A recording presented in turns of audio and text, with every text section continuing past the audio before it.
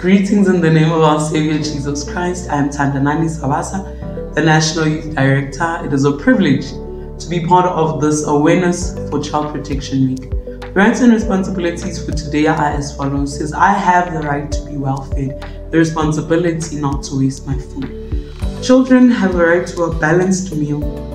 They have the right to have at least 3 meals a day. But we know that because of diverse circumstances and situations in our nation, there are many children who don't have this privilege, and we want to encourage young people who see young children around in the street, who see children in the church, to start opening up their eyes to paying attention. It is not just the responsibility of adults to see when a child is malnourished, to see when a child is needy, to see when a child looks a little bit smaller than the age that they say they are. But young people with innovation and ideas should also think about creating opportunities for children to eat, projects in the community, soup kitchens, feeding initiatives that will allow, especially if you know the circumstances in your community, will allow for children to eat. We also know that in some instances it is not an economic challenge, it is more a challenge of unfortunate household conditions where you find that many young people grow up with the trauma of saying, we slept without food at home. And that trauma runs from childhood up until adulthood. It's a scar and a mark that stays with them forever.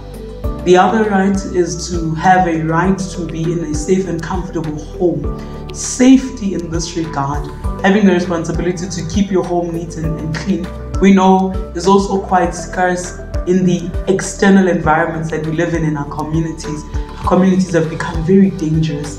But the right to a safe home means that we need to make sure that when we live in homes where there are children, there are things that are kept out of reach for them.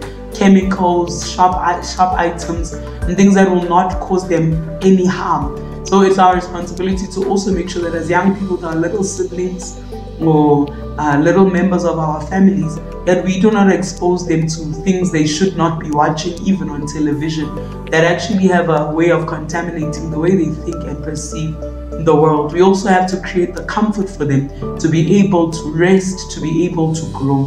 And the last one is, I have the right to be proud of my heritage and beliefs and the responsibility to respect other people's origins and beliefs. There are many belief systems in the world that we live in, but one of the most important things is to respect diversity and stay away from discrimination.